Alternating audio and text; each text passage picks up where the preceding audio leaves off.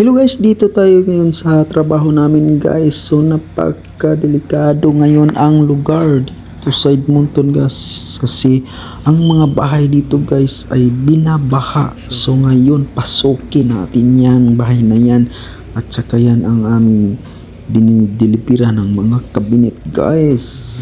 So tara guys, samahan nyo ako dito. Let's go. Dumating ka sa panahong wasak ako, at dahan-dahan mong binuo ang puso ko. Sa bawat tawanan at So dito pala dumaan ang tubig guys, oh. So ito ay bintana to guys. So sa ngayon guys, nakabukas yan. So grabe guys, dito tayo. Papasok tayo dito guys, oh. Sa ilalim to guys ng basement. So dito sa Canada guys, ang mga bahay dito ay may mga basement. Ang problema lang dito, pag sobrang lakas ng ulan at wala kang sampam na submersible, ay napakadelikado kasi ang tubig ay papasok sa iyong basement. Ayun ang pinaka-delikado dito guys.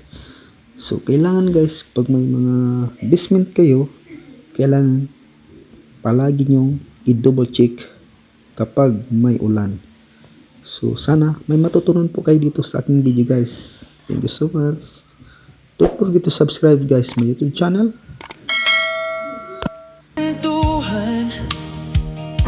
akala ko may habang buhay na nakalaan. Sana'y akong ikaw ang kasama sa bawat gabi, bawat problema. Di ko na malayang habang nahuhulog ako, ikaw pala'y pansamantalang tao lang sa buhay ko. Bakit mo ko pinasaya kung aalis ka rin pala? Bakit mo ko pinaasa kung sandali lang naman ang saya? Sandali, ganun lang pala kaikli ang tayo.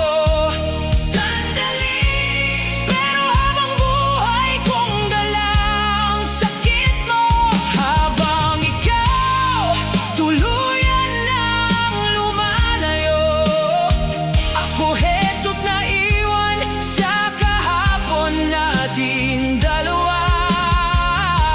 Sandali, pero ikaw ang pinakamahirap kalimutan. Naaalala ko pa mga gabing gising, kausap ka hanggang mag-umaga minsan.